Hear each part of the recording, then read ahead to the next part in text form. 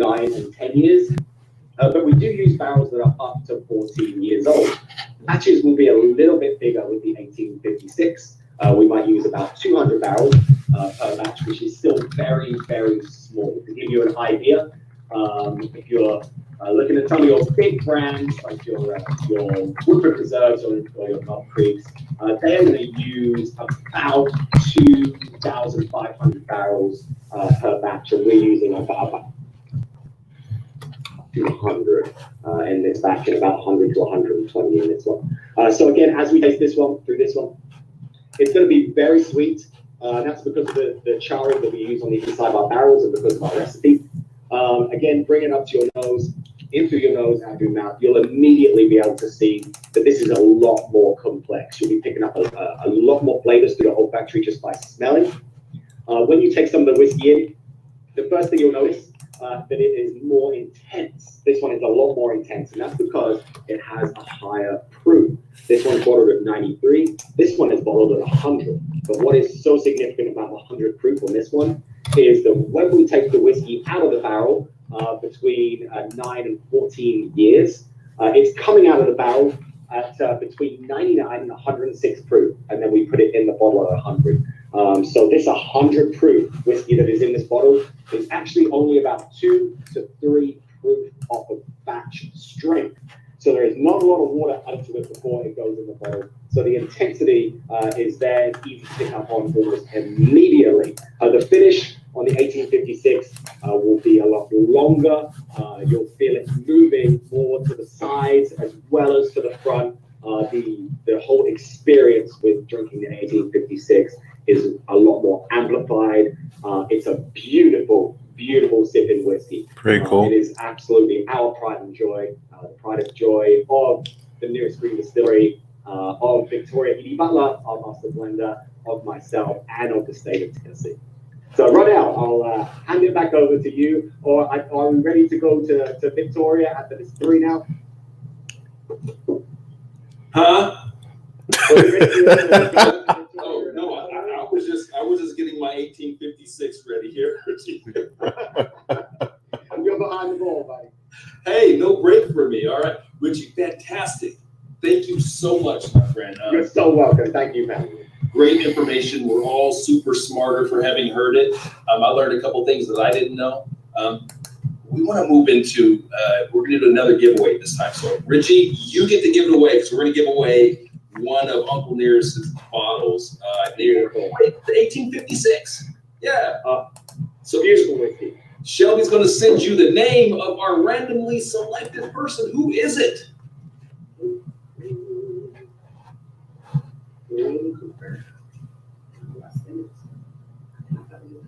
Hey, before we do that, one thing I wanted to say really quick, guys, is I know when we kicked this bad boy off, we had a couple of technical difficulties. Hey, that is what it is. My team had a couple of glasses before we started. This is our first global event, as you guys know. We've done tons of live events in person. So the first little one had a couple of hiccups, but now it's moving super smooth. And we had Richie do a fantastic whiskey tasting, give you a fantastic experience. Now, again, the winner, I guess I'm going to say it, Richie, because we can't figure out how to get it directly to you. So our winner is... It's okay. Randy Cooper. My guy, Randy Whoa, Cooper. Randy. 1856. Damn. Let's go ahead. Randy, you are going to love it, my friend. Man, so we're getting some of that. Man, I hope I win, guys. For another 10 minutes, I'm going to get into it. Hey, let's shoot out to Victoria. So we've got Victoria down at the distillery in Shelbyville, Tennessee. Let's bring her in. Ooh, damn. Victoria, get it, girl. Hey. We got a little bit of a volume issue there. Let's make sure you're unmuted. There we go. We'll wait. We still got a little little tech. Hey guys, again, this is what's going to happen. Our very first Business of Bourbon global event. But trust me, hold tight. This is super worth it. We shot you down to the distillery in Shelbyville, Tennessee. Richie, you want to give a little bit of information about what's going on down there while Victoria gets some of this stuff worked out? Absolutely. So distillery is located in Shelbyville, Tennessee. It's about 45 minutes southeast of Nashville. It's a really great trip to go on if you're ever in the area, because you can actually go to the nearest green distillery and the Jack Daniel distillery. This guy's good. In one trip. You have to drive literally past our distillery to get to there. Make sure to support this guy, guys. He's Ronell Richards, man. This guy is good. Let me tell you something. Ronell Richards is good. So it's a really beautiful thing to do both of those distilleries. He talks business. So we actually talks whiskeys, bourbon. Dude, sharp, man. Sharp, brother. But it's not fully operational yet. We're hoping that we'll be producing our whole whiskey off of the still by the end of this year. But it's a very long process to build a distillery. It really is very complicated and difficult. Engineering-wise, structurally, it's a big undertaking, especially as we decided to purchase a Tennessee walking horse farm for our distillery location. Oh, that's cool. And so structurally, it took a lot of fixing and mending, which is going on every day as we speak. Yeah. But the facility is quite beautiful. So we don't actually have any whiskey production or aging on the facility right now. Our whiskey is being produced at another distillery in Tennessee and being aged in warehouses in Columbia, Tennessee. So no, if you go today, you won't actually see any whiskey production. That will be until next year. Okay. But it's absolutely worth the trip, though. It's really beautiful to see. We have a tasting room, which hopefully Victoria can show everyone around. And we also have a bar on the property which makes amazing cocktails. And it's honestly one of the best places in the world to watch the sunset. It's quite spectacularly beautiful on the horse farm with all the horses around you with a cocktail in your hand. It's pretty amazing. Oh my God, Richie. Yeah, Absolutely. I cannot wait. So, hey guys, you get a chance once we get released from this global pandemic to get up there. Make sure you do. I haven't been up there yet, but it is the first thing on one of the top things on my list. As soon as we get released here, I'm headed up there. I'm gonna have a great time. Maybe ride some horses. Maybe I don't know. There will be no pictures. I don't get on the horses either. That's too much for me. So, you know what we're going to do while Victoria's working through a couple of technical difficulties up there? We're going to we'll bring in one of our speakers, just move them up. So, guys, this is what we do. You know, Business Bourbon is about entrepreneurship. It's about business, and entrepreneurship is largely about rolling with the punches. So, you know, we have a couple of hiccups. We keep it moving. We're going to have a good time. I hope you guys are enjoying a beautiful cocktail. Please share what you're drinking right now. Share. Yeah. I understand that we've got a question for Richie before we move to our speaker. What's that question, Shelby? Okay. Can we pop that on the screen? All right. We got a comment, Richie, for you. Okay. Let's see. This is the winner of the bottle. This is the guy that won the bottle.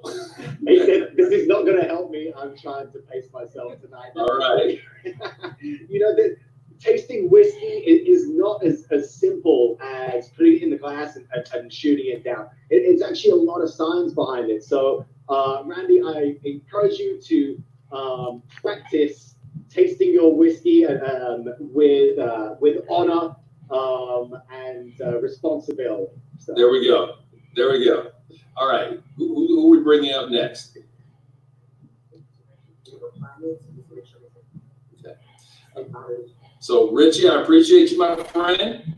Ronell, thank you so much for having me on. I'm connecting with Victoria right now. I'm trying to figure out those technical difficulties so that everyone can see our beautiful welcome center at our distillery.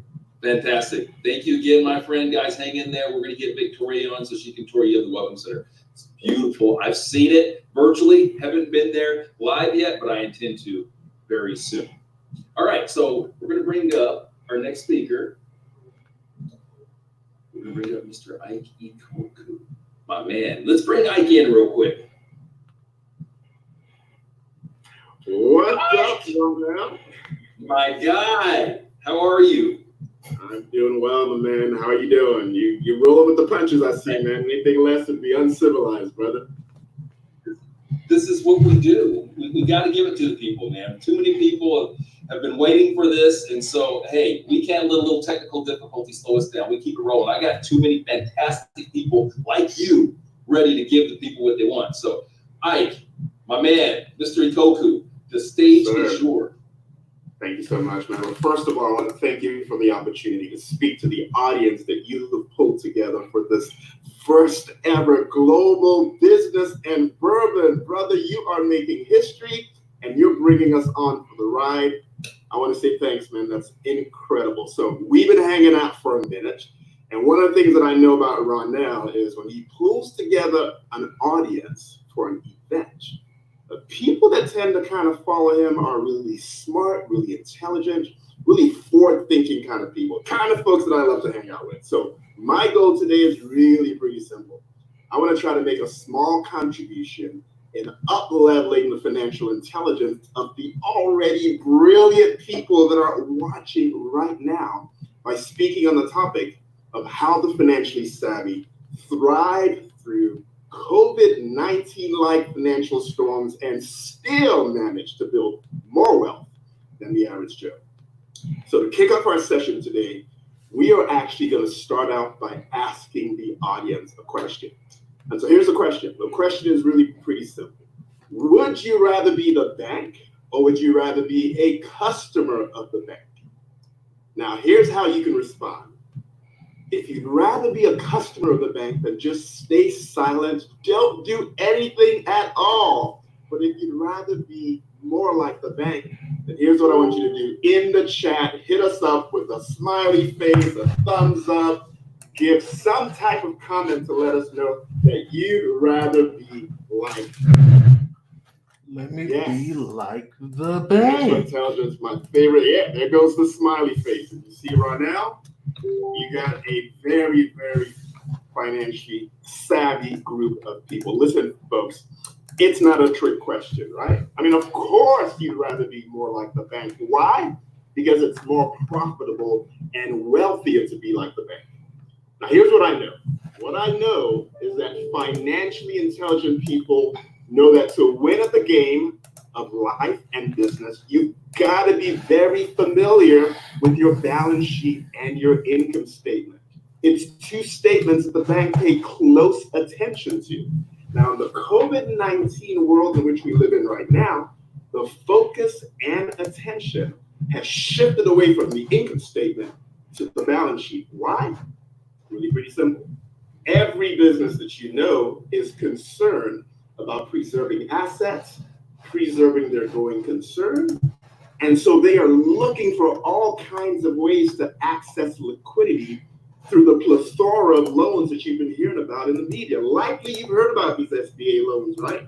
They go by the names of PPP and OPP and EIDL and everything under the sun. I mean, even Facebook has stepped up to the plate.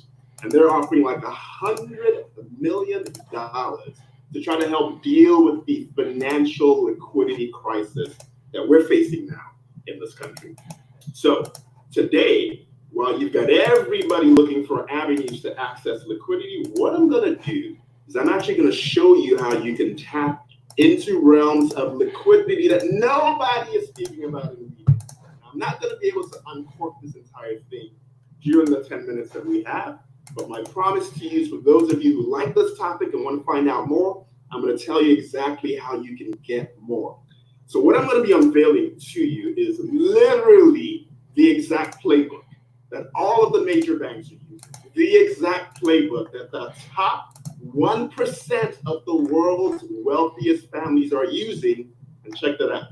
It's also the exact same playbook that companies like JCPenney, Disney, and even McDonald's used to start, to grow, and to save their fledgling businesses during financially uncertain times, kind of like the ones we're facing right now in the midst of COVID-19.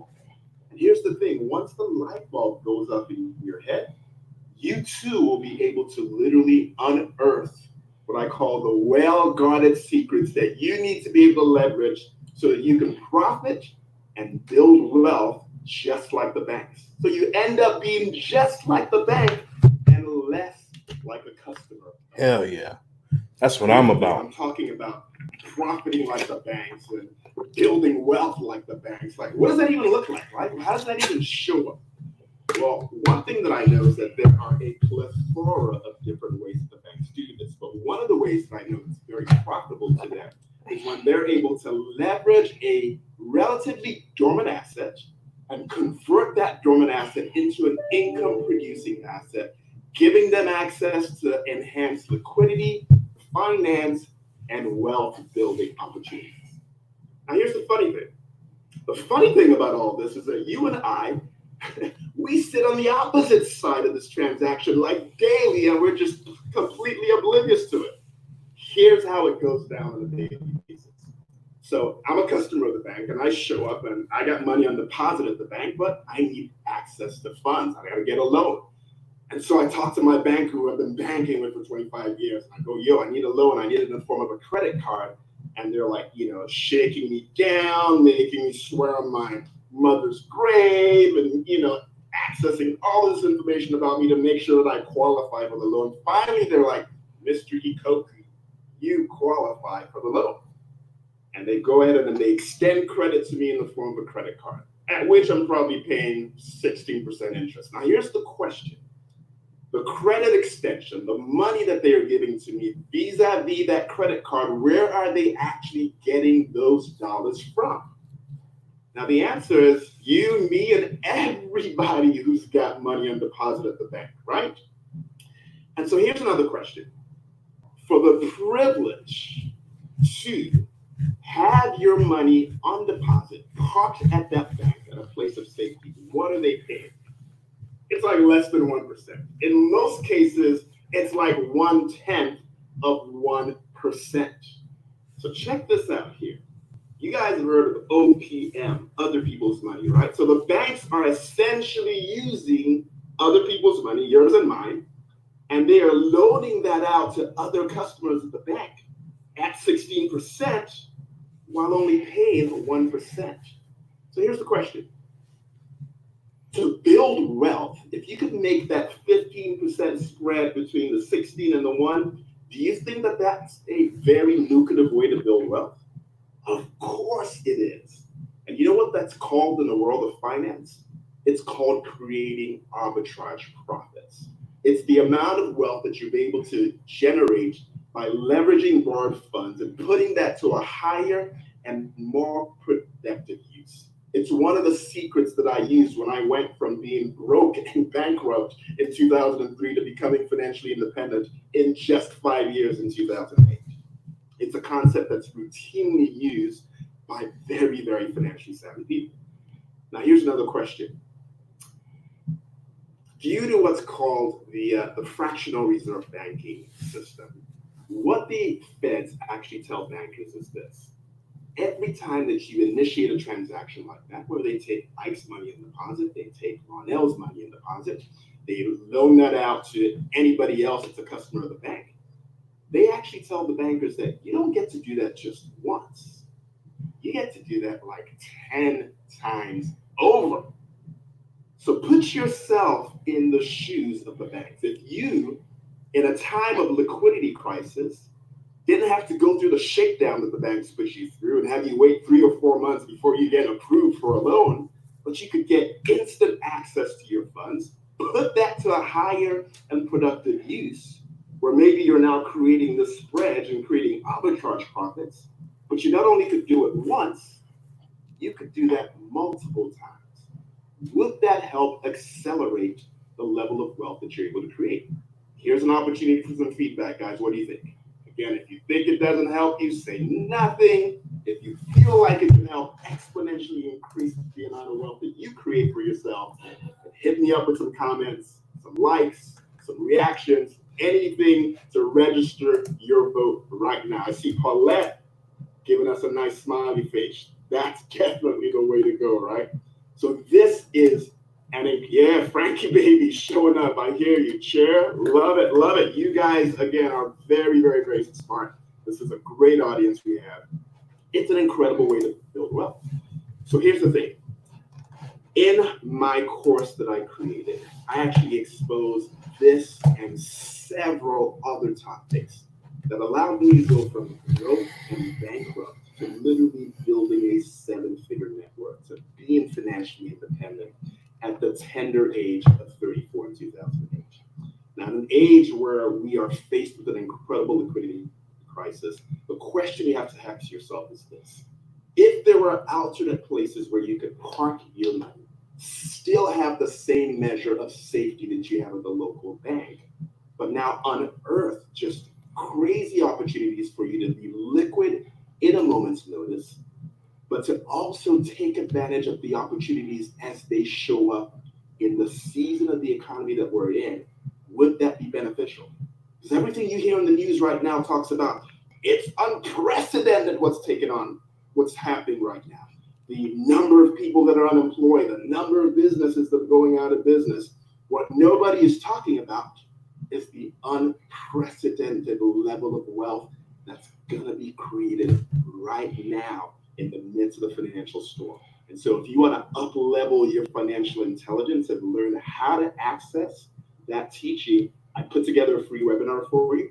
I'm going to drop a link right into the comments, and you guys will have an opportunity to check that. It's going to be 90 minutes of pure gold. And if after you check that out, you feel like, man, I need to figure out a way to put this in place, I've got an entire course that I put together for you, and for probably less than what you spend on lunch for about 100 days out of the year, you could get access to that. So again, I'm going to drop that link in the comments for you guys. I hope it's going to serve you at this stage of where you're at in your wealth building initiative. And folks, my time is just about up. I hope this has been of great value to you. Again, give it up to my man, Ronell Richards. Nobody puts on an event like my man, Ronell, does. Thank you guys so much for the opportunity to speak to you. I'm going to turn it over to the man of the hour, our MC, Mr. Fantastic. Fantastic. I hope you guys are energized from that. Like, that's what it's about. We need to take this, seeing what looks like an obstacle. We got to change the narrative on this bad boy, man. Like, let's thrive. And that's what I love about your message, Ike. It's about, let's not just survive this thing. Let's thrive. Let's come out of this better off than we were before. All right. Thanks, my man. Appreciate you. Keeping it moving. As we keep moving, it's gift time. I got so many gifts here. I got to keep kicking them out. Okay, I got a t-shirt. Who are we sending this to? Mark Shepard. Mark Shepard. I know Yeah. Mark. I know all of y'all. We're all family on this bad boy. Mark Shepard. Okay, boom. That's for Mark. So we've got Victoria back, guys, and I believe that our technical difficulties are worked out. The sound should be good to go over there. Just want to set you guys up, let you know how we're going to keep this bad boy moving. We're going to move it to Victoria. After that, we've got a couple of words from a few of our sponsors. We're going to head into another speaker. We're going to head into our Q&A. It'll be a ton of fun. A couple things that my folks are telling me that I need to tell you. Oh, yeah, the app. So if you guys aren't logged into the app, please log into the app, download the app. When you got your ticket, you've probably received like 3 or 4 emails from either me or my staff with the link to download the app. So download the app. Why do I want you to download the app? So you can interact. All right. Business and Bourbon is more than just people talking at you. This is about the network. This is about the fam. This is why I bring such these great thought leaders and business professionals to the platform so that we can grow as a family. So I want you guys, once this thing is over, to continue these relationships, build some relationships, do some business with these folks. So it starts on the network. So make sure you download that and pop your questions, because when we get to the Q&A, we're going to use your questions live, because we want to talk about what you want to talk about, what matters to you. All right, let's bring Victoria in. Hello. Yes. I am so, I'm sorry, Ronell. I don't know what happened. You know what, Victoria? I think maybe you were mixing a couple of barrels back there, and maybe a little bit of it to a glass. I don't know. It doesn't matter. We're all good. We are so stoked and so excited to have you take us on a little tour of your new facility. I wish I could be there in person. I can't wait to get up there in person. When I do, I'm going to expect, you're going to have the glass ready for me, right? Oh, absolutely, absolutely. So you can hear me well? We can hear you fantastic. Okay, very good. I'm going to turn it over to you, and we'll keep this party moving. Good to go? Let me ask you a question. Yes. Did Richie go into who Nearest Dream is and how did it started? Okay. Well, hello, everybody. I apologize for being late. It certainly wasn't my intention. I was having technical difficulties, so I won't take up as much time That is a brilliant place, man. I got to go there. The time that Ronell had graciously given me. But I would like to tell you a little bit about what's going on here. I'm sure Richie already told you. My name is Victoria Butler, and I am the master blender here at the Nearest Green Distillery. I am 5th generation Nearest Green descendant, and I have the awesome honor and privilege of being the curator rather, of the first bottle of our awesome 1884. Ooh. So you had an opportunity to taste that already this evening, so I won't go into that. But I just want to thank you for allowing me the opportunity to talk to you for a little bit. I bring you greetings from the beautiful Nearest Green Distillery. I am sitting in our welcome house. This is where the visitors come for tours on the weekend. And this is where we greet them, and this is where it starts. We go from here out into our beautiful acreage here in Shelbyville, Tennessee. The distillery sits on approximately 270 acres of beautiful Tennessee land. Right now we are under construction. The facility I'm sitting in now, it's our welcome house, and it is completely finished. Behind the welcome house is where our executive offices are. And unfortunately, I am talking to you from my laptop, so I can't actually do a tour. So I'm just going to tell you what's taking place here. Next spring, we will open our permanent visitor center, and it is called Heritage Hall. That is where we will honor all things Tennessee, including our awesome whiskey. The man's name. Yeah, I love that twang too. Of course, is Nearest Green. I love that little twang. The slave who taught Jack Daniel how to make whiskey. We believe that Nearest was born in 1856, which is why we have the 1856 bottle that you also tasted this evening. It is in his honor, of course, that we do all things here at the distillery. We believe that Nearest was born in Maryland and later came to Tennessee and worked on the Dan Call farm. That farm now belongs to us, to the distillery. Our awesome co-founders, Fawn and Keith Weaver, and Fawn Weaver is our CEO. They purchased the house on the bottle, and that is the Dan Call farm.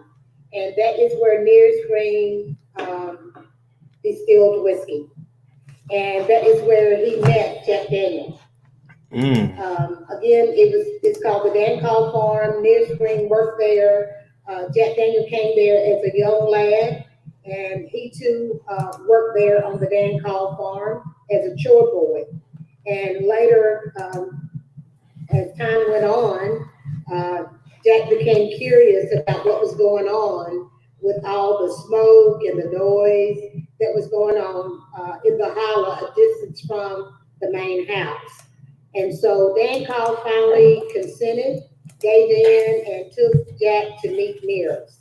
And there is where their friendship and their relationship began.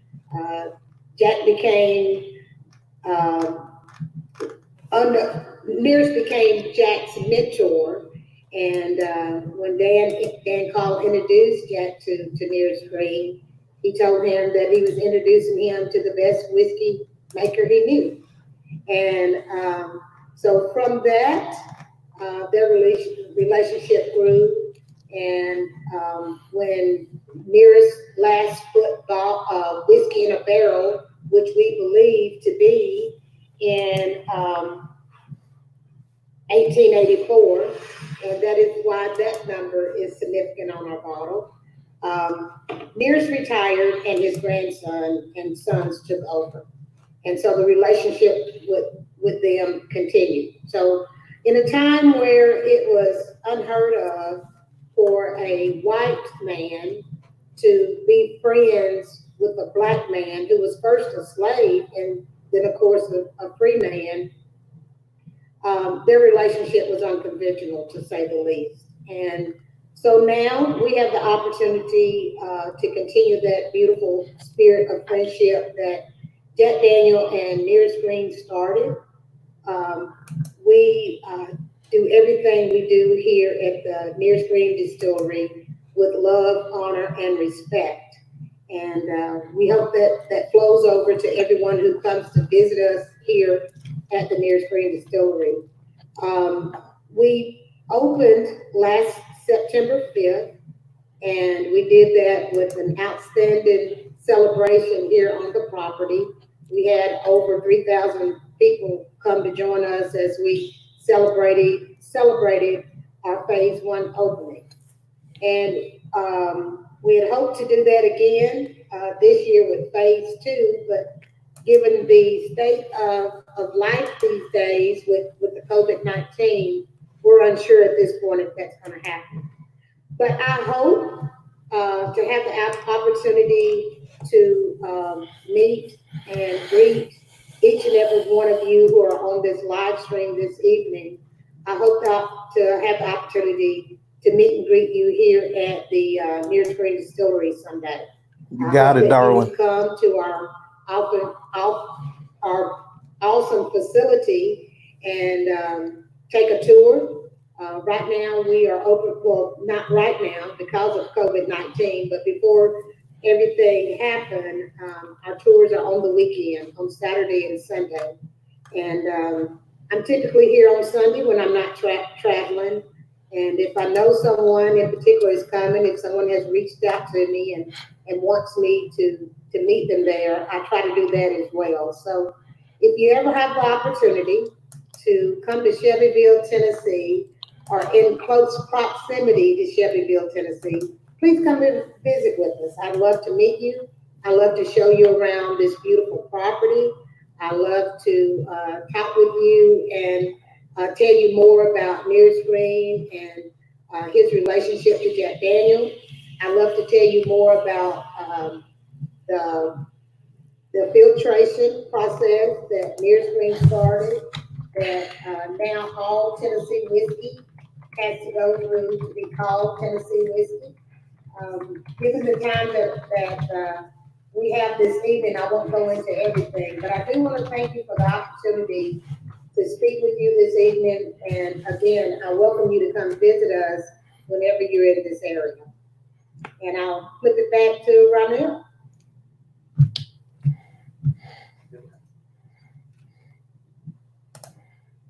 Okay.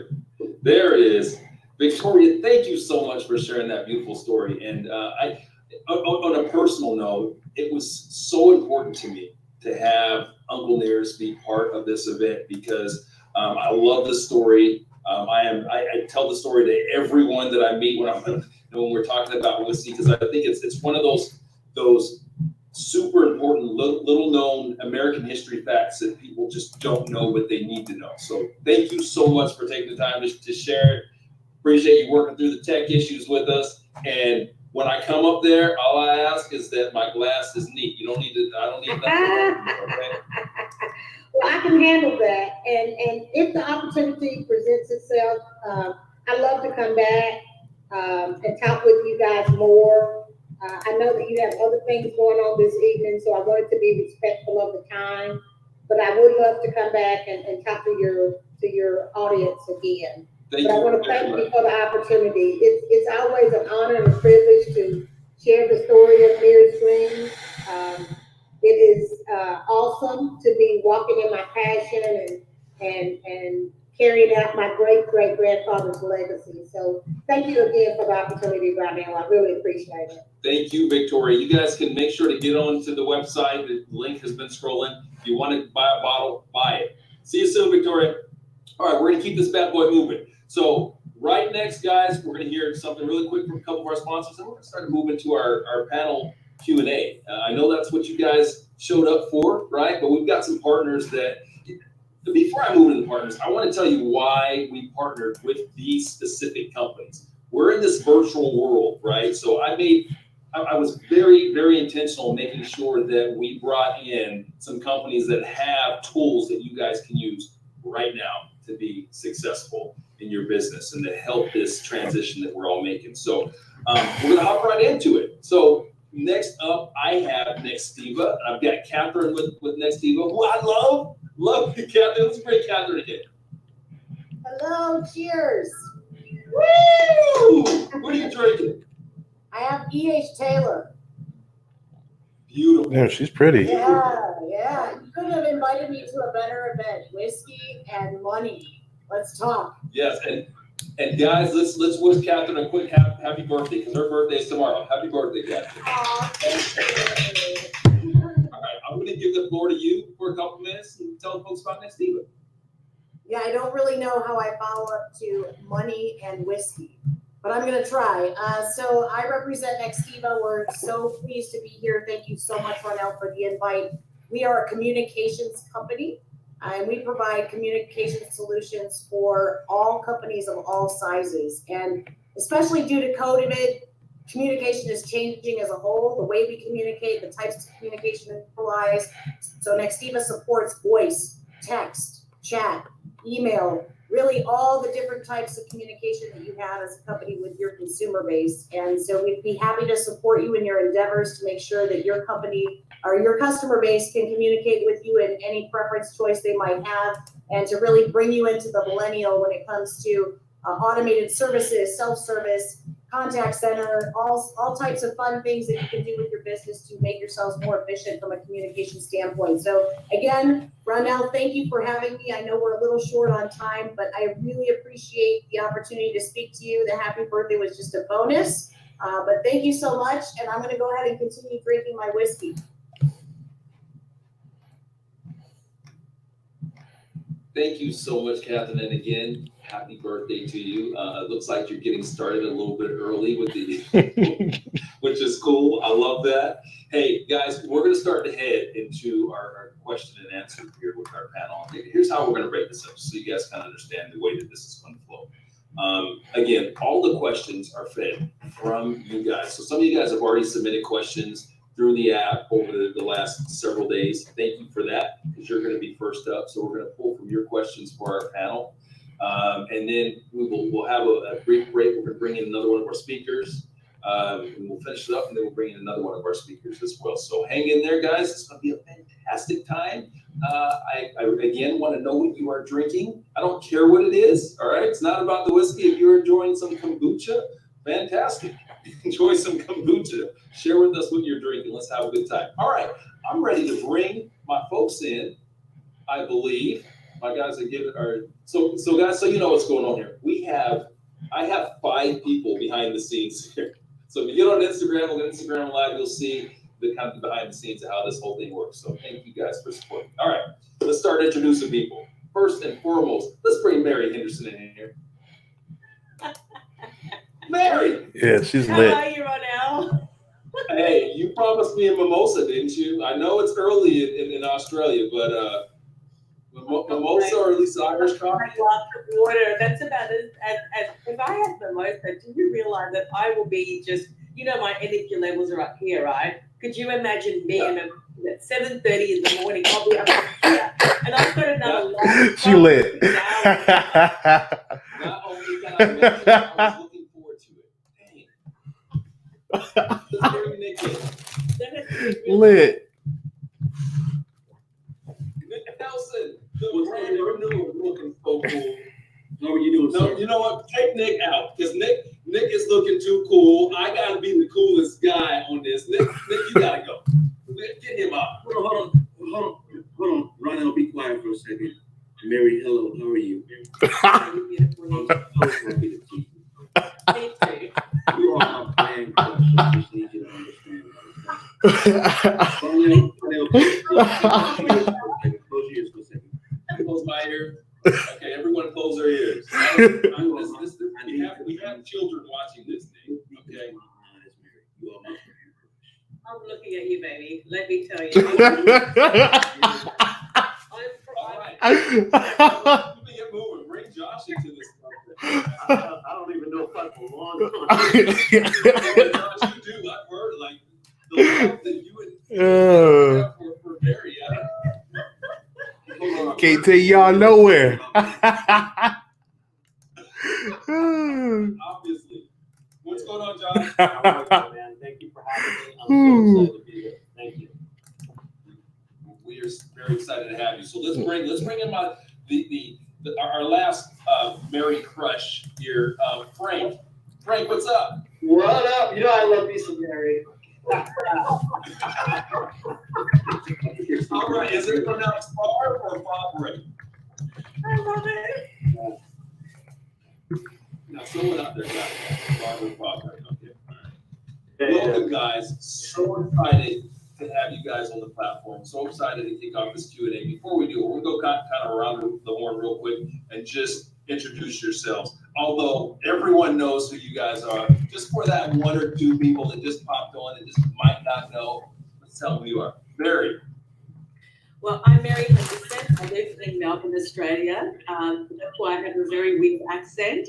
And I commercialize personal brands and work with coaches, consultants to digitalize their knowledge and build their brand into an authority. That's what I do.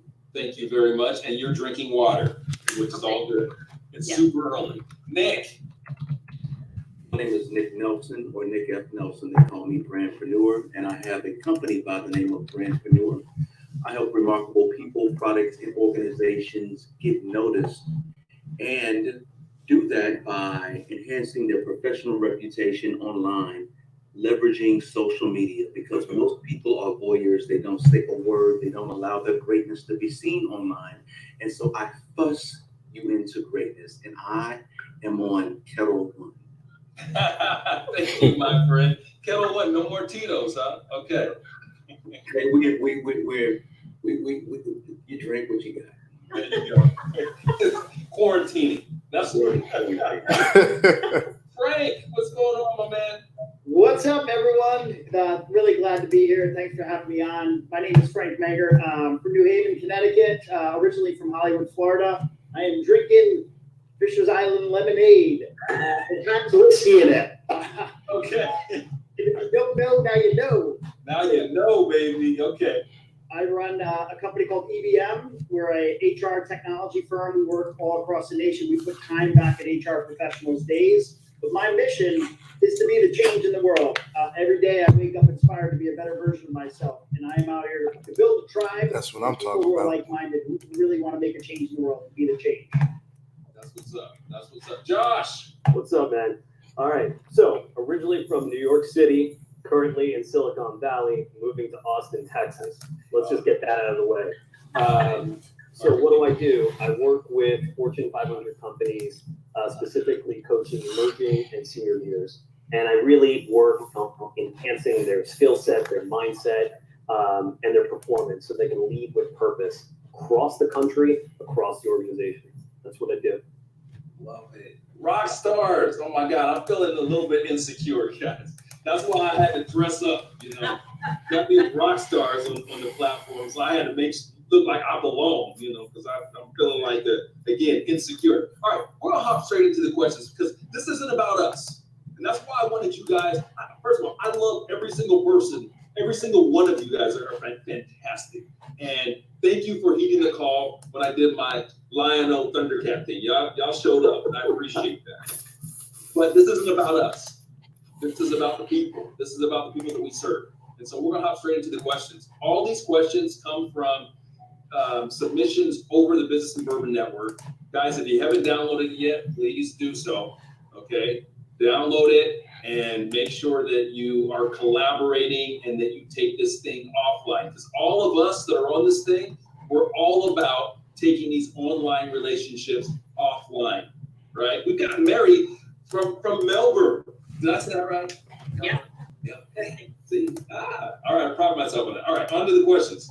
First question, and this comes from Asandi Connor. I like that name. She's one of mine. She's one of mine. Well, now she's one of ours. All right, Asandi says, what gift or unexpected blessing has the pandemic afforded you as a leader? Good question. Let me take that one. Go ahead, Nick. What it's done is it's allowed me to sit my brand self down and really think bigger. One of the things that I look at in terms of just sometimes we get so used, Ronell, to doing the same thing. And I had a conversation with Mary about this at least about a week ago. And I said that sometimes as entrepreneurs, we solve a problem, but it's not the bigger problem. And there's a bigger problem to solve, but we're so used to the rat race of being here and there, et cetera, and we lean into what we know. What this calls me specifically to do is to just be still and to say, okay, what problem am I solving now?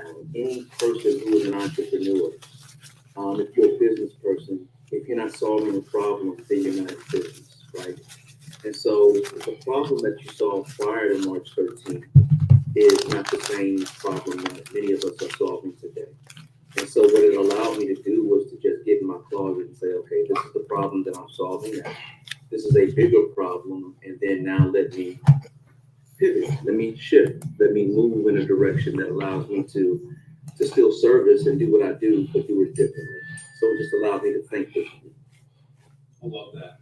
So I want to kick this in. I want Frank, I want you to answer this question too, because all of us that are on here, we've all had lots of employees. We've all run companies, we've had lots of employees, but most of us don't do that anymore, right? Like we have people that work for us, but not like we did over some years past. You have staff, right? You've got a lot of people that work for your company. So I want to kick this question to you. As a leader of your company, like what's been the underlying what has happened with you folks up there in New Haven? Well, I'll tell you, yeah, it's having a staff and having a lot of people that we're a culture-driven company. So going into the office, even though we had to work from home prior, going into the office every day, you get to vibe with people, we build off each other, and I think there's a part of that everyone misses, but we didn't miss a beat. I think we've always led in an environment where we put our clients in high priority. So empathy, things like that, nothing really changed for us as far as how we treat our clients. It's always been the same.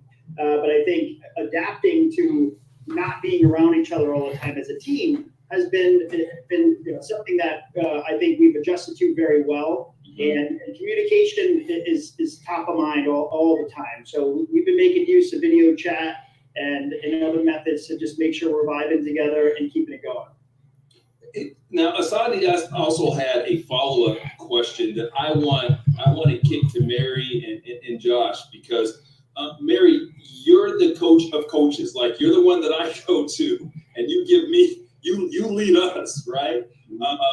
And Josh, you're leading big-time corporate leaders out there in Silicon Valley. So, like, the question that Asandi had is, how do you stay motivated in the midst of this emotionally, financially, physically, and physically and spiritually disruptive season, right? Because, and I know that I want to kick this to you guys because you're dealing with more leaders in business that are challenged with this, and you got to fuel them up. So, Mary. checks today? Well, I think for me, fortunately, it's business as usual for me. So that's the first thing. But the second thing is that staying motivated is a really important aspect of what I do. I actually have no choice. I have to be motivated. And because I live in my creative head most of the time anyway, I have to actually, I've got to ask the big questions. And I think that's the most important starting point. It's not just about,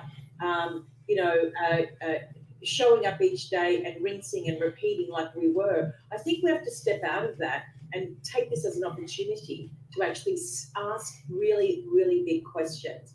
Even as simple as what do I want to do? If I go back to my normal, working environment, is it really what I want? Could I be better? Could I do more? Maybe I should pursue that hobby. Maybe I should do that passion. And start to dig deep, turn the TV off, number one rule, and start to utilize your time on, outside of asking pragmatic questions, but advancing your cognition level. I think this is the opportunity to actually do that, to be able to rise above the noise. And once you do that, then you can ask pragmatic questions, and you actually start getting creative and stick to your creativity. And that's what I do every day. And I use different tools like journaling, for example, as simple as it may sound. It's such an important part of my day, because that's where I am able to express from a creative standpoint and then revisit that. And for some reason, in my case anyway, it doesn't open up Pandora's box. So I think that the message for me is turn the TV off, start to ask pragmatic questions, upskill any way you can. Upskill. That absolutely opens up the creative channel. Heck to be able yeah. to at least consider other options. Exactly. Hey, Ryan, if I could lean in on that also, is that now is the one point in time where it's almost like a no judgment zone. You have CEOs, you have SVPs, you have directors that are going through some of the same things that many people are. They're doing these Zoom calls, the kids are running in the background, they got beards. This whole thing has been a very humbling experience. And although there is no level playing ground, it has definitely shifted the playing ground some. And so understanding that it is now taking advantage of the opportunity that if you are typically in a corporate environment where you don't have that person leaning over your shoulder saying, what you doing, right? Well, what's on your screen? You have all of this time. If you walk out of this COVID-19 situation, because we will never, this is historic, this will never happen again in our lifetimes, I'm pretty certain. If you don't take advantage of this, and Mary said a key word, upskill. Upskill, yep. Upskill on something. Learn Yep. something. Plan something. Yes. Devise a strategy around something. Exactly. Come up with your what's next. If you don't take the opportunity to do that and you just keep on doing the same thing, you've wasted time. Yes. You've missed out on what, in a bigger picture, Yes. this whole situation has been all about, right? Mm-hmm. So I'll tell anybody, right now is the time when you go out and do it. Upskill, learn, get into a new industry, get those certifications. They're for the cheap. There's three parts to answering your question. I think the first piece is how I address what I'm dealing with, and I'm dealing with it on a global scale with real people, real lives, real families, in real companies, in high-stressed environments.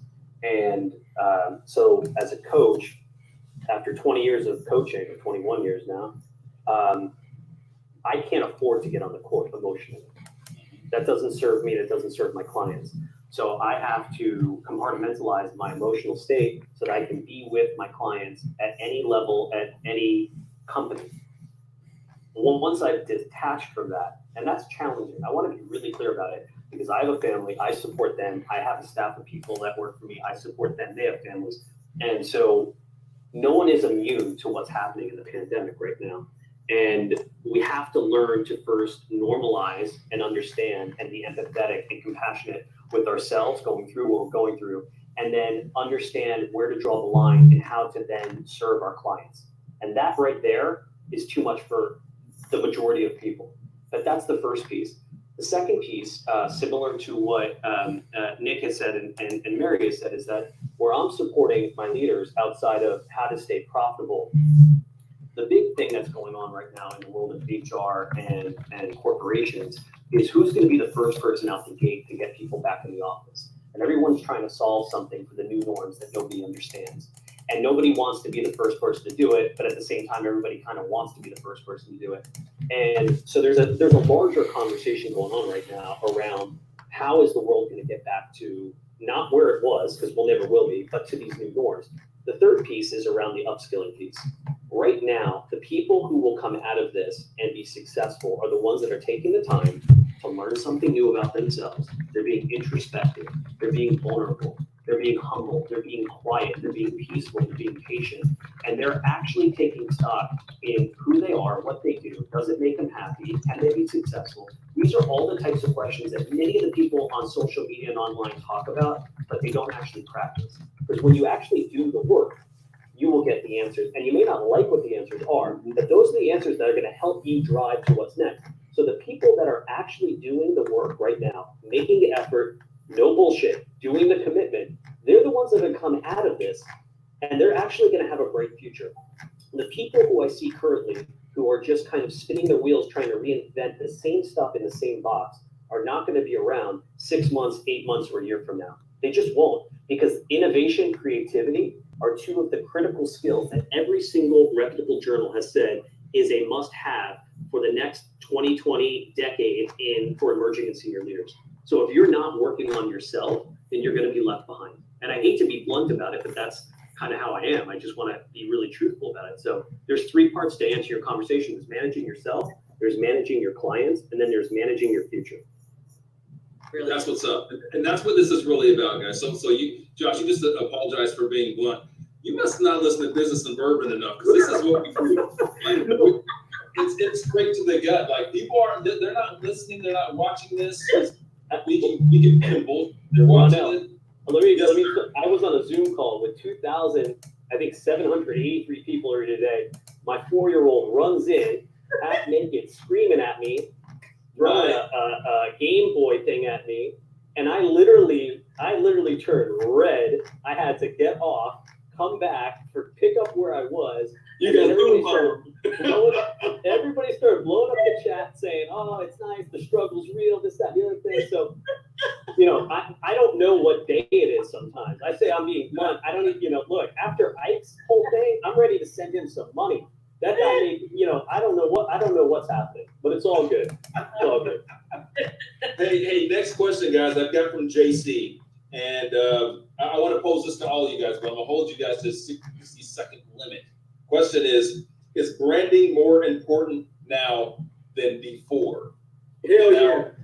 So that's quick. Hey, Frank, what you got? You go first.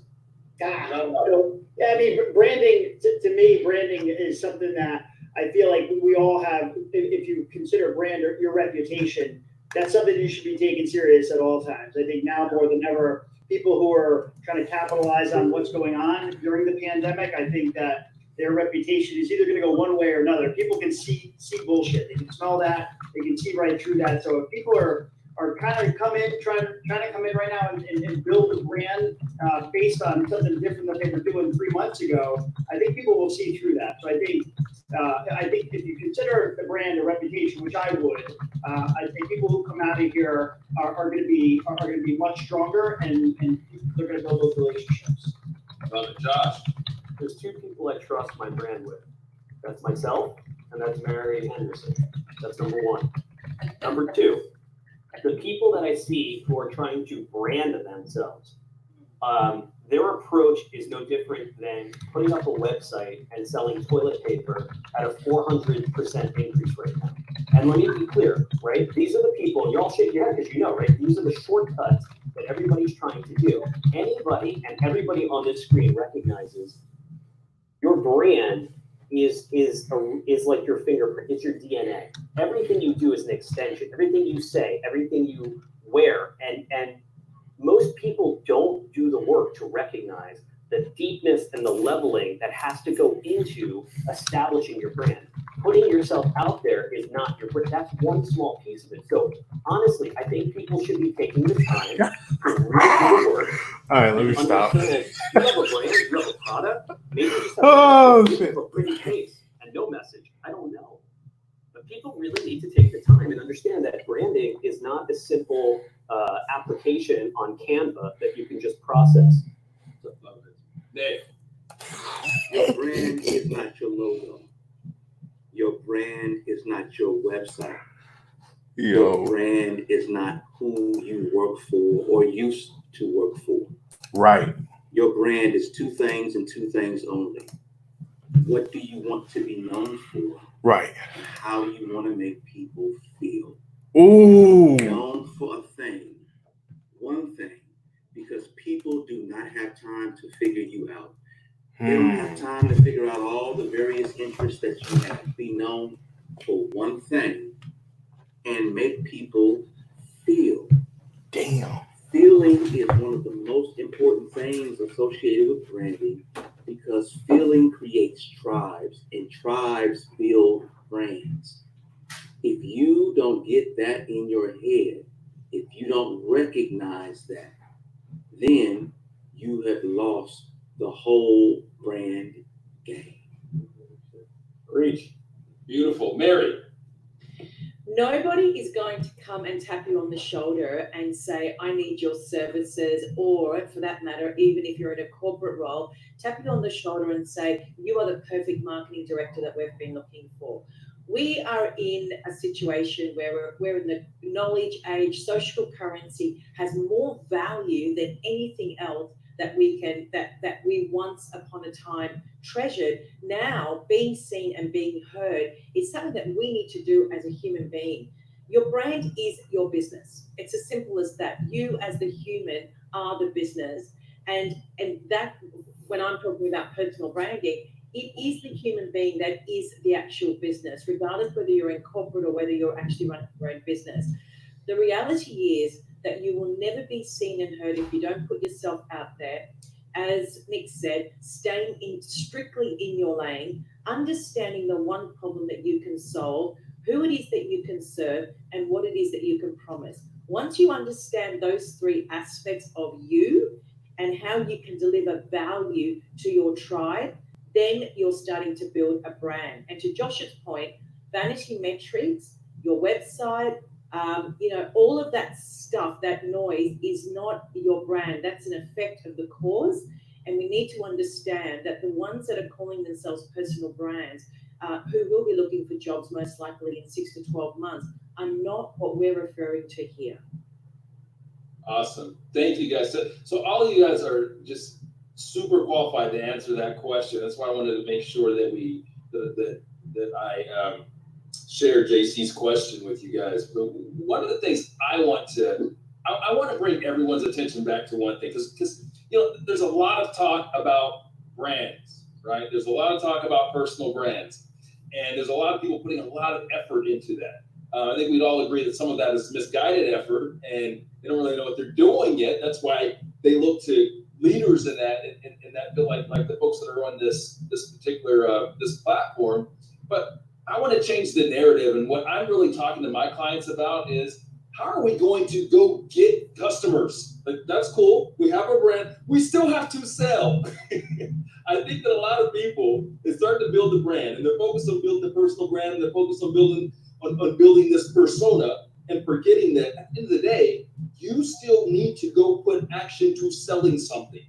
Go get your people. What the brand does is give you credibility. So when you go out there and I go knock on that door, I go grab that person, and they come back and they look at my brand, they look at my credibility, however that's presented online, whatever, and it says, oh, this person is legit. Ronell is legit. But we need to put more action and more activity into actually selling. That's what so you guys know, that's what I'm super passionate about. And that's what we talk about behind the scenes. How do we go get our customers? It's not just about putting it out there and hoping that they show up. We got to go get them. Hey, we're going to take a brief break, guys. And during that break, we're going to bring in Mr. Whedon. So, guys, I need you to refill your drink. We'll be back in like 5 minutes. Be ready to go. Mary will be very hydrated because she's drinking water. Nick, Nick will be another, what do you say? He's not on Tito's this time. He's on another vodka. All right. We're going to bring in Dan Whedon. And Dan's coming. Dan, bring Dan. Hey, Ronell, how are you doing, boss? Fantastic, my friend. Look, can I tell you what I'm drinking? I wish you would. It is called a Black Heron Bourbon. And Black Heron Distillery is a one-man show in Richland, Washington. He distills it and bottles it all himself, and it is my favorite bourbon. And when are you sending it to me? I'll start walking after. I'll start my hike from Seattle all the way to Atlanta right after the show, bud. No worries. UPS will get it here. All right, my friend. The floor is yours. All right. Hey, thank you for having me on. Ronell, I don't know if you knew this. I coached high school basketball for 6 years. And what I learned was when I became a coach, as a player, I loved offense. As a coach, I came to love defense. So as I'm listening to the panel before me talking about brand, I made an audible on what I was going to talk about because I really want to talk right now about how to defend your brand. You probably are all watching The Last Dance, right? With Michael Jordan and Scottie Pippen and Dennis Rodman, Phil Jackson, the whole thing. Well, the reason that Bulls team won so many championships, yeah, not only could they score, but man, could they defend. And as I'm listening to all these great speakers talking about brand and making money and revenue generation, all of that, and that's the offense part, and I'm all into that, we also have to defend. And what I'm going to talk about right now sometimes may not be considered the sexiest thing in the world, but it's really about going out and making sure, especially after the biggest crisis of our lifetime, to go out and make sure that your brand, your reputation, your people, everybody is protected. So here's what I mean. Every business out there, from the smallest to the Fortune 500, needs to have a game plan. And it's called a business continuity plan. It means that no matter what calamity happens, that you have the ability to keep operations going. And that's important because you're employing people who have families and lives. You're creating some product or service that is important to somebody else, whether it's a B2B or a B2C, right? And that in your community, you become an important part of that as well. So it's important that you keep operating. So just like in a basketball game, you could try really hard to score, but if you're not defending your own basket, then you're gonna be running like that proverbial hamster over and over again. So you've got to get down to business and create a continuity plan that says, I have the ability to, number one, be able to protect my people. Well, what's that mean? When they're all coming back from working at home, when the offices and the facilities and everybody's coming back, how are you going to secure that so they all know they're safe? What does that look like? You know, do you have to have distancing now between all the cubicles? Do you have to have a different sanitation schedule to make sure that everything is clean? What about the visitors that come in? Could you get in touch with them if somebody in your office got sick? The protection, the security, the maintenance of the building, everything is now changed. We used to take that a little bit for granted. We can't do that anymore. And don't get me wrong, or don't forget that brand is also how you treat your employees. I promise you this, the companies are the best are the ones that treat their employees the best, and employees never leave because they love working there. So it's really important to treat them well. Revenue generation is the second place. You've got to be able to make sure that no matter what happens, you can go make money. I heard you all just talking about making money. That is absolutely correct. But what we just learned right now is if you can't make money virtually, you've got a big problem. It doesn't matter whether you are a restaurant, a sports bar, a manufacturer, whatever. You've got to be able to make money virtually. That is defending your business, defending it to make sure that you have a plan in place to go through and to do that. And the third one really revolves around that overall branding.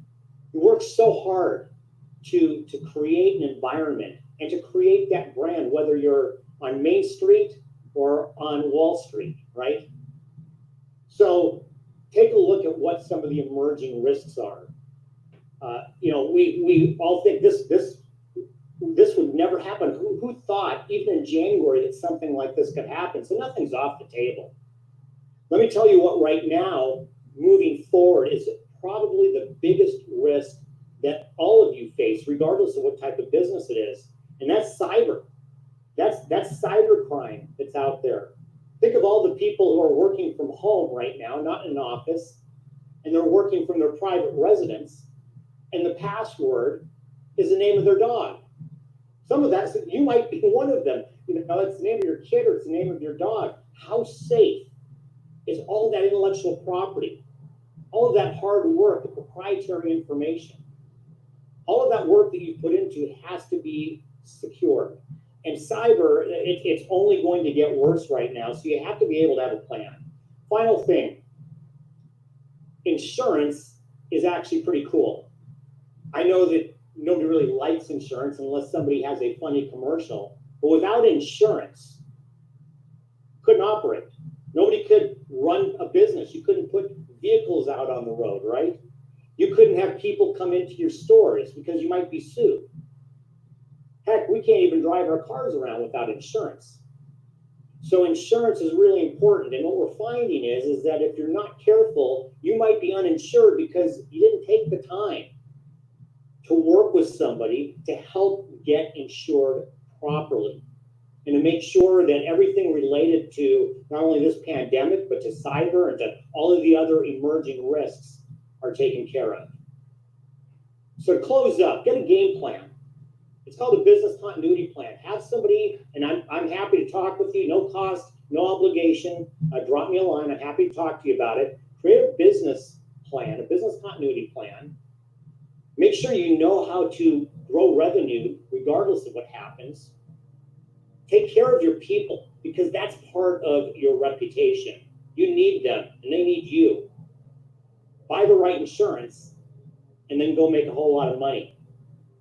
Ronell, I think I'm out of time and I'm going to throw it right back to you. I'm catching it. Dan, fantastic. Great share, my guy. Appreciate that. Enjoy your next glass, and I will be expecting that bottle here soon. Okay, take care. All right, guys. Hey, let's bring our panel back in.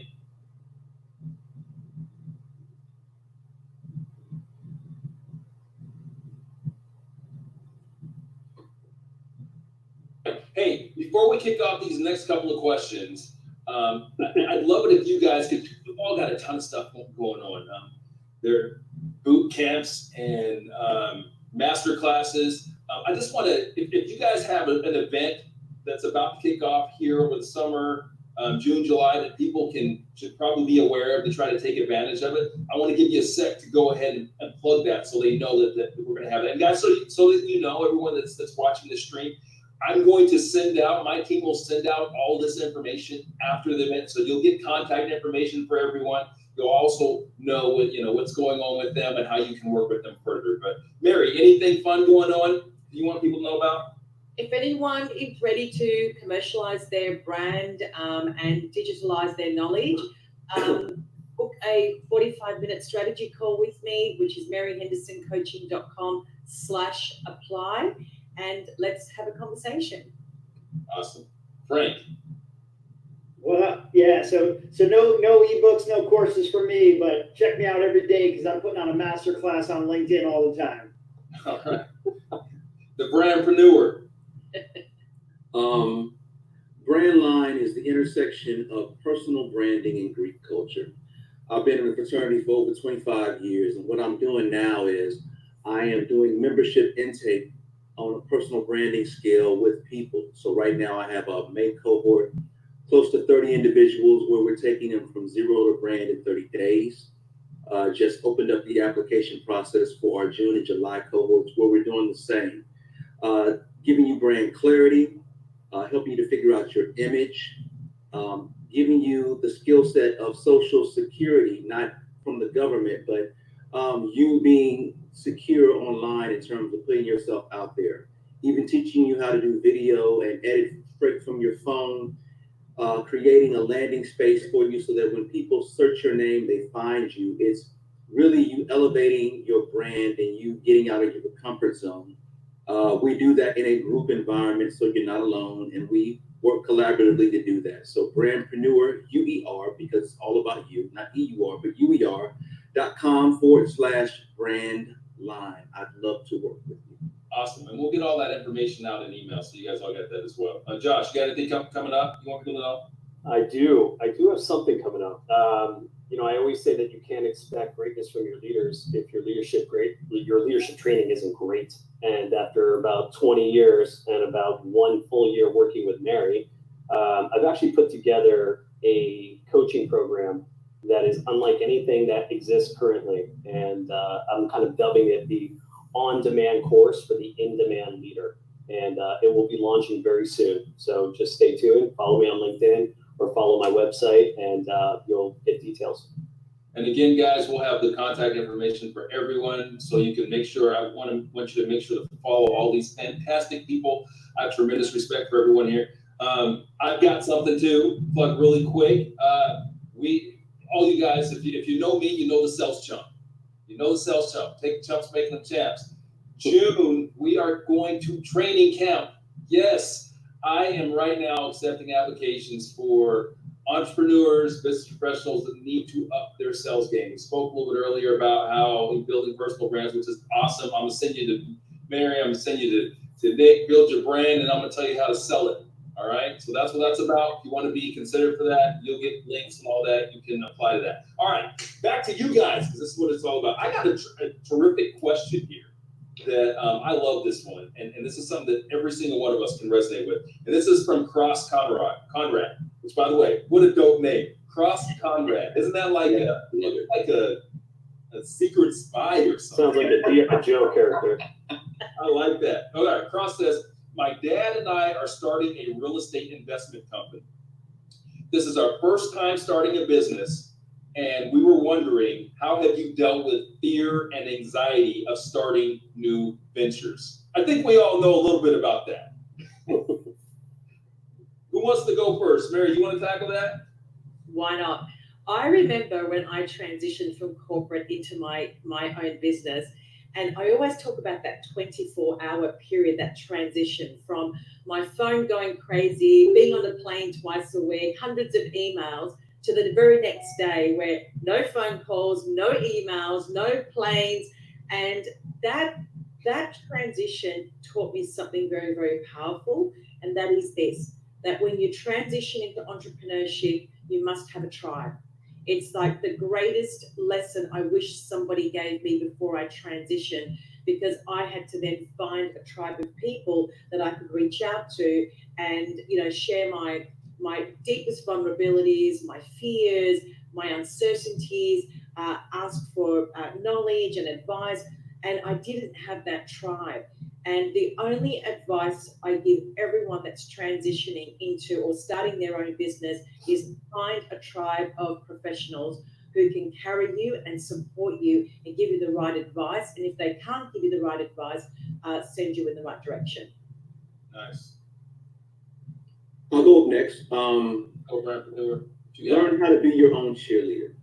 In this world, no one is going to sit on the courts. You are not Jordan, okay? You're not LeBron James. You're not Steph Curry. They're not going to sit on the sidelines and just automatically cheer you on. If you aren't in your corner, if you don't believe in you, then if you ain't on your team, who the hell is going to be on your team? If you believe you could do it, if you have faith that you can do it, some of you self-deprecate. You self-sabotage. You get in your head, you're like, well, no, that'll never work. No, if no one else is cheering you on, you have to cheer yourself on. Don't expect your spouse to do it. Don't expect your kids to do it. Don't expect your friends to do it. Don't expect your former co-workers to do it. Don't expect anybody else to do it. You have got to believe in you. That's the key to get through. Nick, I'll add to that. I think stepping in, and by the way, great comment. It's a lonely road. Entrepreneurship is a lonely road. I think what a lot of us have learned over the years of scar tissue is that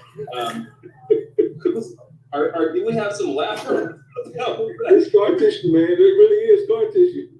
We learned to build our tribe, to Mary's point, right? Early on, that's a little bit harder to do.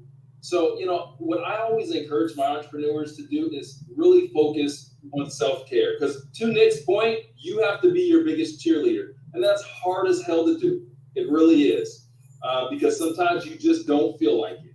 So, whether it's meditation, I'll just share what I've done in my career. Meditation, physical fitness, all of these things I do to try to keep the mood high, focusing on staying hydrated. A lot comes back to how we treat ourselves, treat our bodies. You treat your body well, treat your brain well. That's one thing that I think a lot of folks don't think about too much is how are we treating this bad boy? With what we're eating, with what we're supplementing, are we hydrated? All of these things matter. So at this stage in my career and in my life, I'm focused. You guys know I'm a fitness guy, but I'm more focused on this bad boy. So bring the focus to this and making sure that you're operating at a high level intellectually. And to Mary's point, try to find your tribe, which is easier to do now than it ever was with social. And that's a great start. Josh, what do you think? I mean, I'm just going to echo kind of what Mary said and what Nick said. I'm biased because as a coach, people look to me for the number one thing I believe is necessary for anyone to be successful is accountability. We cannot hold ourselves accountable. Not even the greatest of the great were held accountable. Even Michael Jordan had Phil Jackson or Scottie Pippen or, I could go on and on and on. And so the people that have the greatest ideas that fail fast, and I'm afraid about failing forward or leaning in or any of the other stuff, they didn't have accountability. And the second piece to this is around the tribe. I have my own board of directors. And I don't say that from a place of arrogance. What that is a group of people that I trust, and I know that they will never bullshit me. They will be honest with me, and their only role is in service of my greatness and my goals. Now, when you can find people like that, you hold on to them for dear life. That is your tribe. That's your true north. When and if you can create and find those people, you don't let them go through the ups and downs and the ebbs and flows. That's what tribalism is. That's what's going to help you be successful. You're going to fail. You're going to all that other stuff. But when you can go back to those people that will tell you the honest truth that nobody else is going to tell you, that's what's going to help you as an entrepreneur or just in anything in life move forward. Awesome. Frank. Yeah, so I got a take on this and an opinion because of the fact that I'm on my fourth company. My first company, I found some success. My second and third, I found some failures. And I think people. Oh, wait, pause. What? Failure? Failure? What? No, really? It happens. It's according to. Not on social media. It doesn't happen. I mean, that's the thing is that people see social media and it's models and boats and jets and fashion and people talking in stacks of cash, and that's not real life. So I think anyone who wants to be an entrepreneur, you got to be prepared for risk. And I've been broke. When you have to meet payroll, and you got a team that relies on you, and you have people that their family relies on you to pay their car payments and their mortgage, and you got no one to go to because it's you. You're the person. It's stressful. It's risky. I mean, I wouldn't change it for anything, but people are not prepared for the risk of being an entrepreneur. They see the glamorization of it. We don't show the risk of being an entrepreneur enough. And it's a lot of risk. It's lonely. And having a tribe is important. having people that will tell you, nope, you're doing it wrong, you need to do it this way, or Josh, everyone's nailed it. You have to be around people who are going to keep it real with you, because you get around fluff and everyone's like, rah, rah, rah, because you're doing it. And then when you hit the bottom, everyone's like, nope, I'm out. You know? How about this one, guys? How about this one? How about understanding your risk tolerance, right? Like, there are different forms of entrepreneurship. Side hustling is entrepreneurship. That's cool too. Everyone doesn't have to be all in, right? Like, everyone can't do what Frank's done. Everyone can't do what I've done. You have to really understand your own. Be honest with yourself. Would you guys agree? Yeah. Absolutely. Oh, sorry, Mary, go. No, go, Josh. You go. No, but let me see. This is what's systemic and a trigger for me on social media and LinkedIn in general is that you have a ton of what Mary coined this phrase. I love it. Is a techspert, right? Somebody who is just spinning a yarn and then everyone else does it, and you're going to spend a lot of your time and your money and energy into something that is just probably going to turn out to be a waste. And if you have the right people around you, hopefully they'll be the ones to guide you and say, hey, don't go down that path of this pseudo whatever this is called, or like do the work. And I think that's the slippery slope for entrepreneurs in general, is that we're risk averse as human beings, right? There's a fight or flight. It's embedded into our brain, and if you're going to go all in, well, all in for you is going to be different for somebody else. I mean, I hate when people say, give it 100%. Well, maybe 80% is 100% of somebody else, and 20% is equivalent to 100. I know somebody who gets out of bed at 3 o'clock in the afternoon, one of the wealthiest people I've ever met. They don't get out of bed because they're lazy. They get out of bed because their productive time is from 3 o'clock in the afternoon to like 8 in the morning. It's just odd hours. But that doesn't make them any less of a person. That's just what they do. That's their 100%. But people have to recognize that if you're trying to copy somebody else, you're good. It's a recipe for failure. You don't do the work, then you're going to think you're going to be a carbon copy of somebody else. And I see this when I work with leaders who read the next book, who think leaning in or dancing out or whatever the next craze is, and they think that's what I got to do. And I'm telling you, the most important thing entrepreneurs could do is unlearn everything that they've already think that they know. Go sit with people who have failed like Frank and been successful like Frank, somebody like Nick who understands brand, and Mary, and then you will get a taste of humble pie, because you will then realize what you do know, what you don't know, and then the gap in between is the work that you need to do. And Josh, you know what I tell people, yeah, especially when I'm bringing on new team members, is I bring on team members based off of the ability for somebody to save me from myself. See, I'm a marketing guy, big ideas, think I can do the world, and saving me from me is, challenging me. It's giving me a dose of reality. It's challenging me to think differently, telling me when I'm wrong or when I've even messed up or when I'm not doing the right thing. That is, as an entrepreneur, you need people to save you from yourself. Because if you're just, dependent upon you, or if you're just, thinking the way you think, then you don't have anyone to assist you in thinking differently. And oftentimes it's that difference that gets you to where you need to go next. Yeah, I think that's an awesome ad, Nick. And here's one thing I'd add to that is, in fact, I was speaking with a new client, it's like yesterday, the day before, and one of the challenges she had is that she had too many voices, right? Like, there's a lot of people that want to tell her what to do, different mentors, different people that are in her circle. So the one thing I would say, and I qualify this, is make sure that you don't make your group too big, first of all, and make sure that the people, they have that experience, they have that wisdom, and pay for it. Like, listen, we all coach here. It's okay. Like, pay for it. Like, there's mentors are awesome. They'll come in and give you some occasional advice, but a coach is in it with you, right? So, if you don't have the ability, like, you have a tremendous network, Nick. A lot of us have tremendous networks, so it's easier to pull great people in to be part of our team. If you don't have that yet, go find a great coach that can help you with that journey. Hey, question. Wait, Ronell, can I just, this is probably for Nick. The quote that I love is that make sure the people in your circle are also in your corner. Oh, also in your, man. Yeah. There you go. 100%. Josh, we can hang out for a beer, my brother. Let's do it. We think alike. Yeah. There we go. So the W question. And this is from Bobby Carbus, one of my guys. Love Bobby up there in North Carolina. Bobby says, how have you all had to change your strategy to push forward during this time? How have you had to change your strategy? Who wants to tackle that first? I'll actually just talk real quick about it. I won't go too long, but I haven't changed my strategy at all, actually. I've continued to just do what I do and show up how I show up for the people I serve.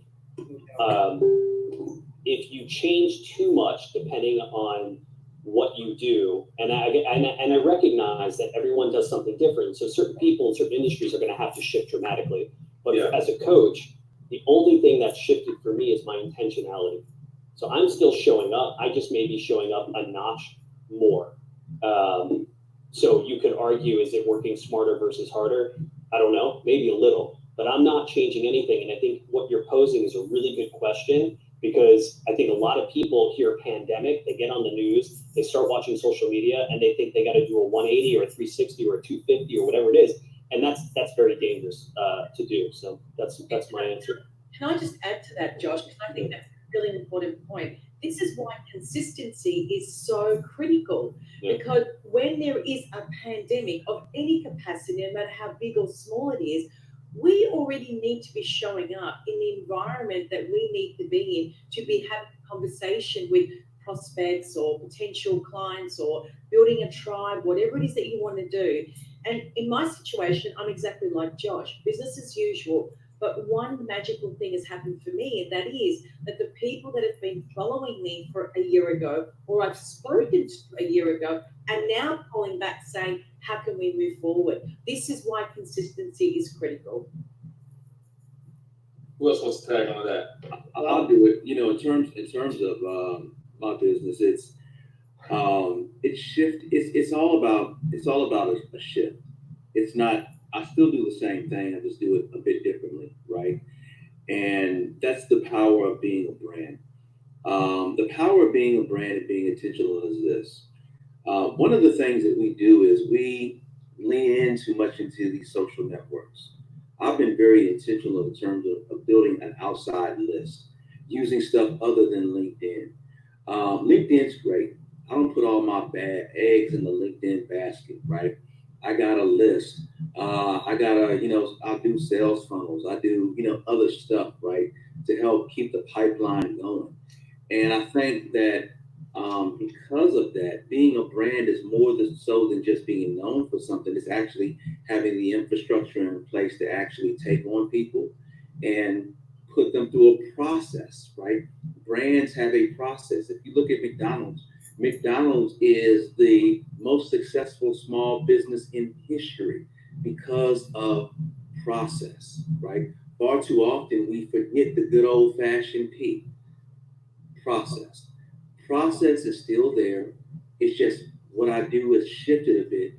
And now, because infrastructure is there, it just allows me to pivot and be a little bit more agile than the next person. Frank, you got an ad? Yeah, I mean, anyone listening in here can definitely attest to the fact how many people have suddenly received an email or a call or seen a piece of content from someone. Hey, we care about you during this time. It's like all of a sudden we show up. So, I'm here for weeks, months, years. Now you care about me. Literally, the number of emails and ads and everything I've seen. I mean, people have. The way that they made commercials so quickly to show up, say, lease a car for 84 months. We're good. It's 0%. It's like, okay, I get it, but we know that they're opportunistic. People that are doing this now and showing up during this time, and we haven't seen them before. You haven't been worried about me and my finances when you were sending me collection notices, but But now you're worried about that. We can smell the opportunistic people out there, and I think, like Joshua said, we all can resonate the fact that we've been doing the right thing all along. Yeah. They have to make some moves and some changes based on it, but we're in there for the right intentions the whole time, and nothing is that to change that because we're doing things by we want to be right by people. The other people, we're going to see that, and no, you're not going to win that way. That's a short-term strategy, and it's not going to win. Hey, Sujoy. Hey, Felita. Awesome. That's all. All right, I see Nick Nelson is hanging out there. I'm gonna welcome everybody. This is Source Webinar 2 of Down the Hawkins Day. Hey, I got another one I got to join in, Ronell.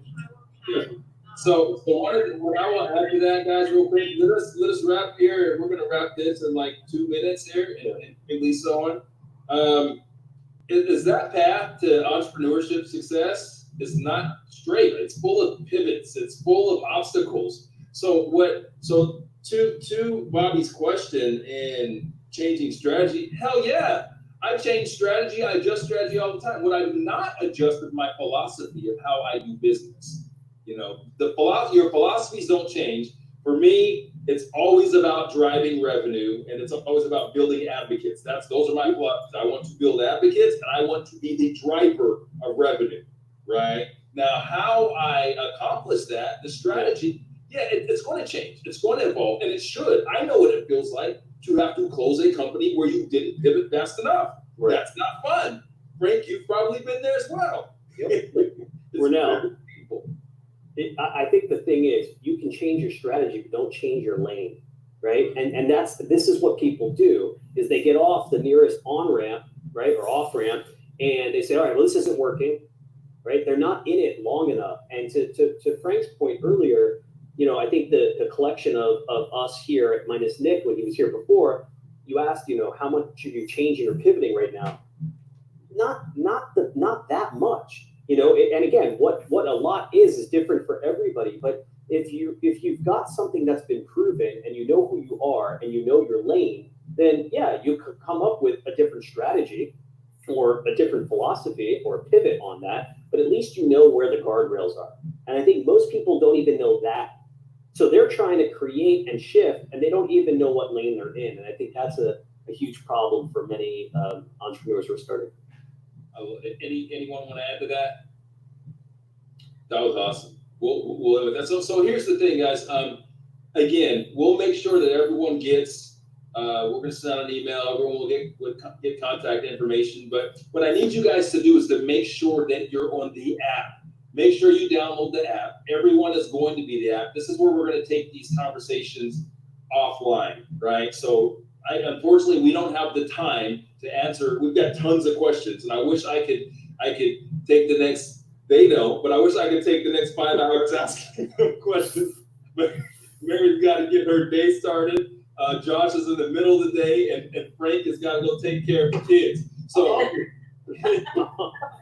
so what I want to encourage you guys to do is, like, everyone is on the network. Ask your questions. That's why I built the network, so that you can ask questions of these fantastic people that are on the platform, right? You can ask questions. You can get access to the people that are either on the LinkedIn Live platform or the Business Suburban podcast.